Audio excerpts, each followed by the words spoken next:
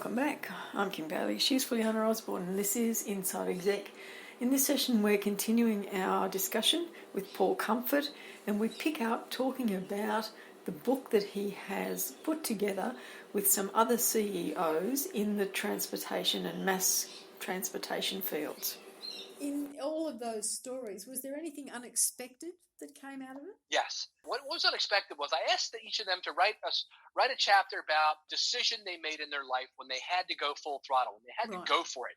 One of them wrote, which is a really good analysis. This was a story about when you have to move for your work. And Brad Thomas, the president of First Transit, was, like a regional guy. And then they offered him the job of president of the company, but he had to move his whole family from upstate New York to Cincinnati, Ohio, which was a big move.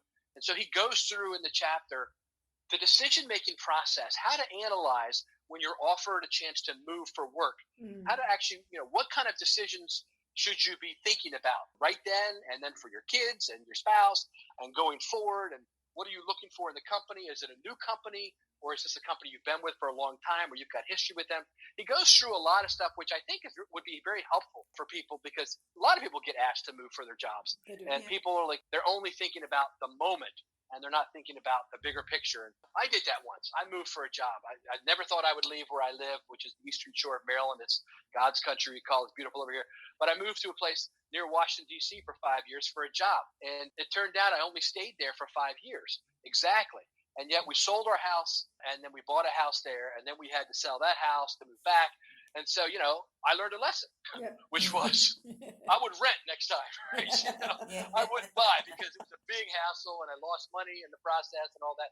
So these are the kind of lessons that the book talks about. And then if I could just share just a moment on Robbie Makinen, the CEO of Kansas City. Just one day, man, he woke up and his eyes were going. It was just over a matter of a couple of days, he lost his eyesight over a very short period of time. And basically the nerves, they have a name for it, but the nerves behind his eyes basically died. He went to the Mayo Clinic and all these places, and they couldn't fix him.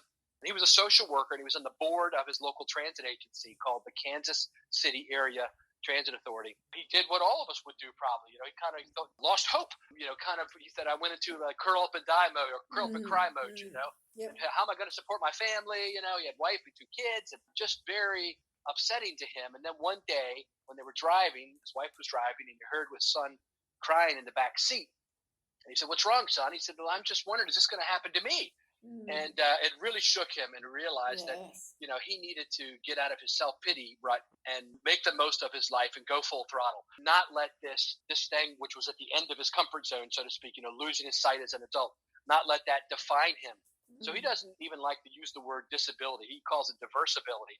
And he says that losing his sight gave him new vision for his transit system. He was in the board of the transit system, and now he's forced to use the paratransit, which is, vans for people with disabilities, and trying to get the meetings and things like that. He realized that it wasn't run very well. There wasn't good connections between cities in the area.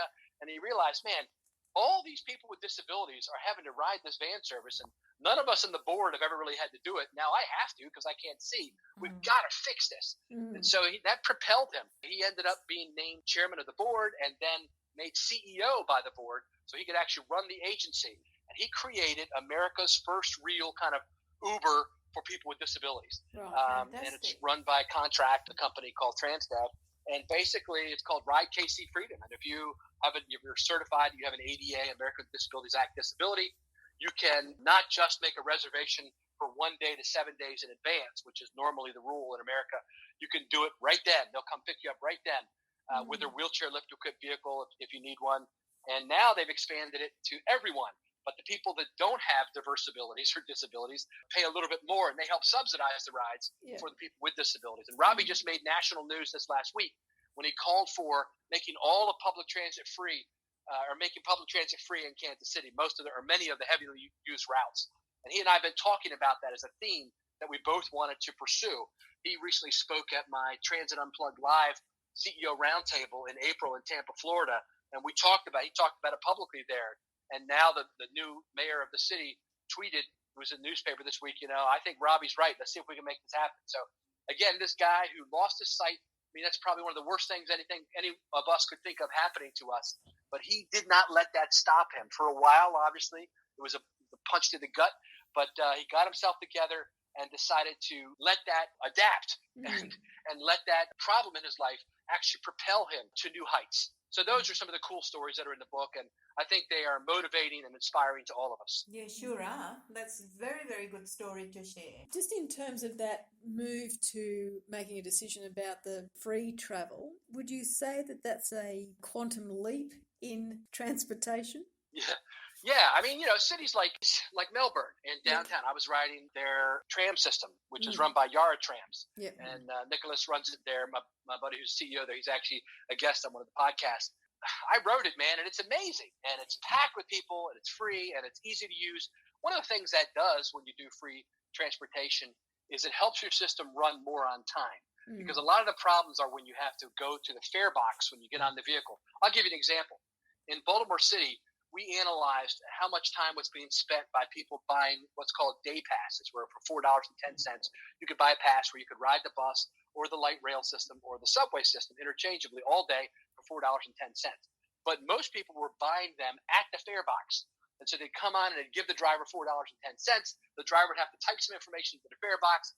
A ticket would pop up, and they would give it to the person. And that took on average 30 seconds. And we figured out that was 56,000 wasted hours, man hours, as they call them, woman hours, whatever, of time at the fare box. And then all these people are standing behind them waiting to get on the bus while this guy or gal is doing this. And it makes the bus run slower, not on time. And you can't open all the doors. You can only open the front door. Most buses have another set of doors, but people getting on the back door wouldn't necessarily pay the fare, So light rail systems and tram systems across America, most of them have what's called an honor system where you don't have to pay the fare when you get on. You tap and go, new technology. So some cities in Europe are looking at free transit, but it's a big deal. You have to come up with the money to replace it. So in Baltimore, for example, we were collecting $70 million a year in cash. And I calculated the total cost of all the staff to count the money and to transport it and it was $20 million. We were chasing 70 million with 20 million to get it. And it just seemed like, man, if we come up with 50 million bucks, we could make transit free. What a blessing that would be to people, who have low income or can't get around. And so I think it's a new concept. And in some places, it's not going to be accepted. But in other places, I think, especially when you got leaders like Robbie Mackinnon, where they can make the case for it, I think it may not go on all routes. So, for instance, I'll give you an example. We had a commuter train line in Maryland that went into Washington, D.C., and we did salary surveys, and the average people on the train made over $100,000 a year. But the average people riding our bus system and our subway system made a lot less than that. So maybe it wouldn't make sense to make the commuter train for free, but maybe the inner city transit, where people don't have as much money, that's something that could be considered. Anyway, there's new autonomous vehicles that are being tried all over the world. These are like 12 passenger vehicles with no drivers. Most of them are free. They're letting them run for free because it's kind of a pilot, and that may be a way to get the camel under the tent's nose, or the camel's nose under the tent.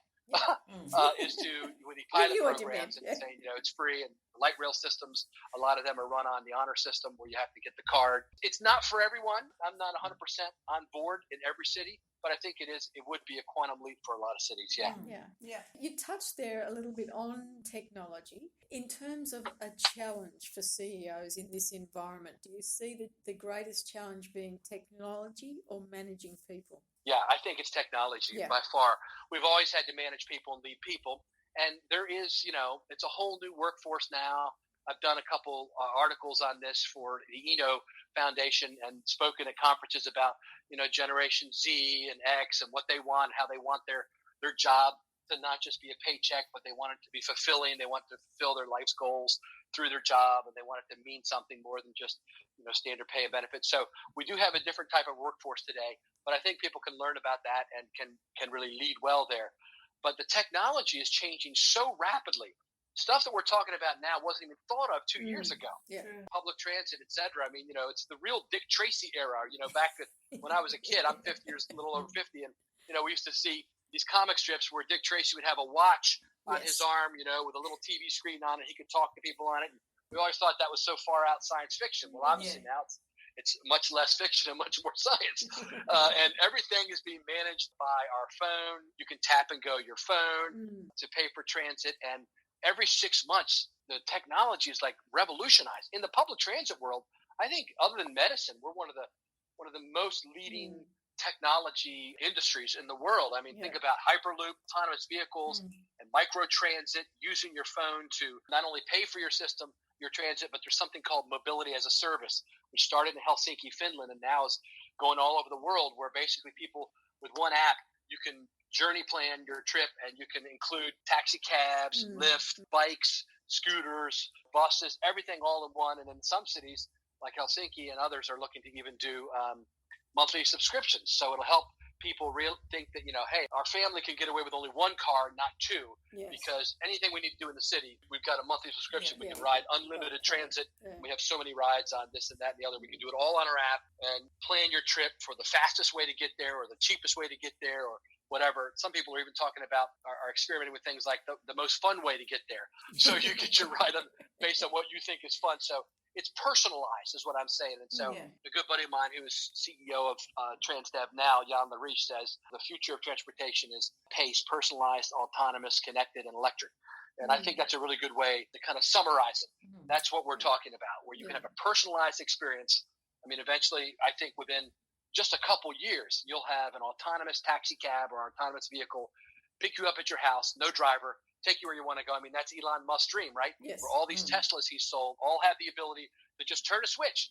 And at nighttime, while you're sleeping, your car is out being a taxi cab, helping you pay for the monthly lease or the monthly payment on your car while it's out there picking people up. I mean, it was science fiction a couple years ago. And as I mentioned, it's becoming much more science and a lot less fiction. And I think we'll see that within 5 years. In that sense, because we're talking mass transit systems, let's say that over the past 20 years, there's been somewhat of a downturn in their popularity, not so much their usage, but their popularity.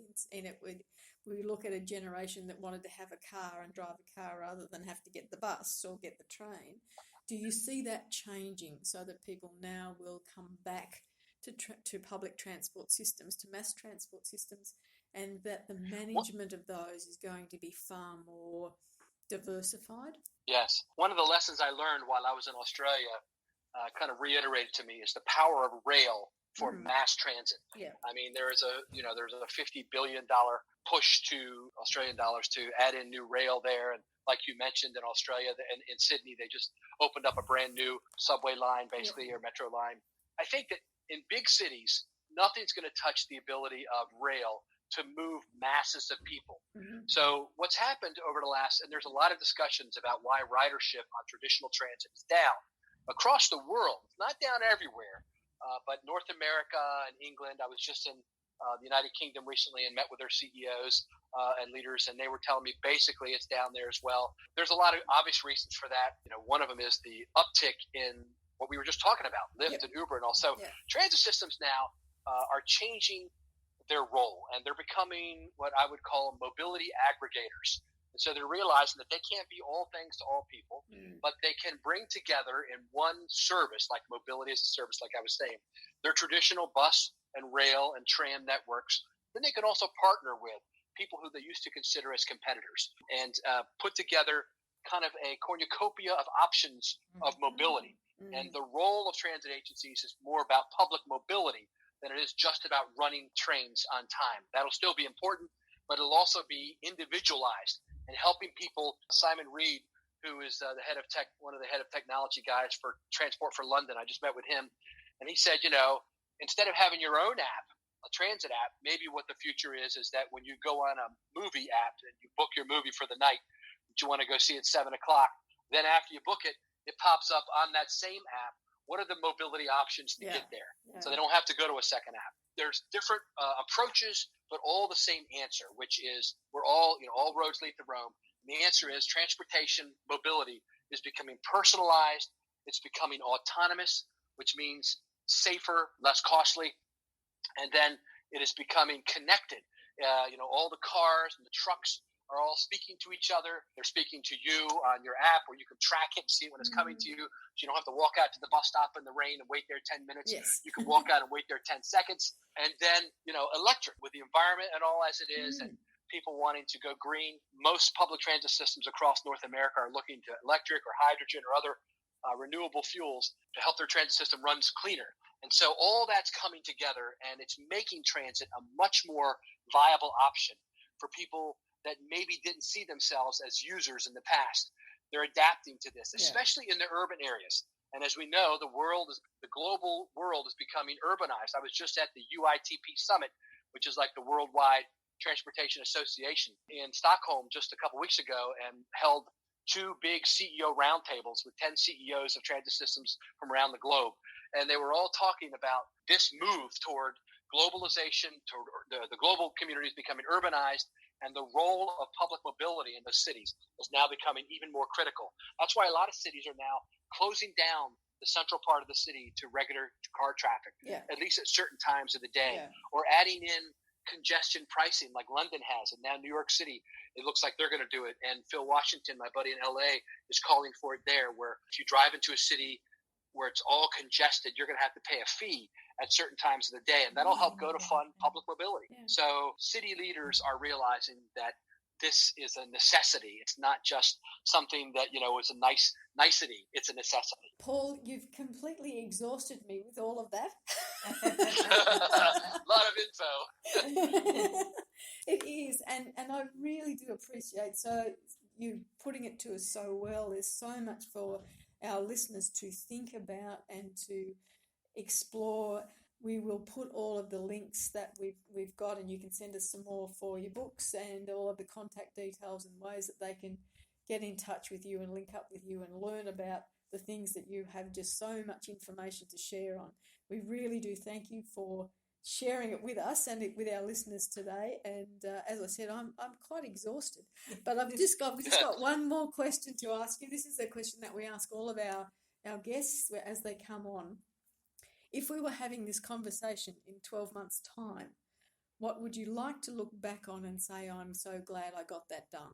Oh, that's good. You mentioned earlier that I have a podcast called Transit Unplugged, where I interview transit CEOs, and I would encourage your listeners, go to Spotify, Google Play, Apple, whatever, and look up Transit Unplugged. The 7 CEOs from Australia called Transit in the Land Down Under, their shows are live now. Right. And so as your listeners listening, so they're the ones that are most recent, and then we're going to do the United Kingdom. So I think a lot of your listeners in Australia would learn a lot from hearing those 7 top CEOs. But what I'd like to see in 12 months is, as I look back, is I would like to be able to say, the influence that I've been able to have on public transit and public mobility worldwide, that I was able to kind of see the needle move.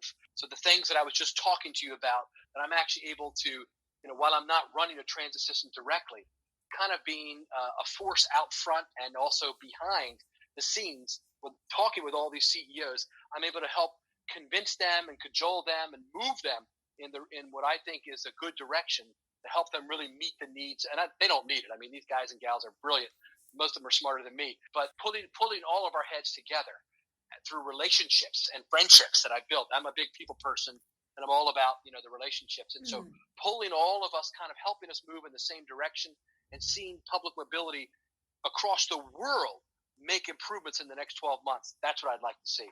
And it will be done through speaking at conferences, through the podcast, sharing of ideas, writing for all these magazines, Mass Transit. And I encourage your listeners, if any of this is of interest to them, I'm at Comfort Paul on Twitter, and find Paul Comfort on LinkedIn. I put something up every single day about the need and what's happening, the latest trends, global trends in public transportation. Excellent. We'll put all of those links on the webpage as well. We do thank you, Paul, for all your time and all your sharing of knowledge with us.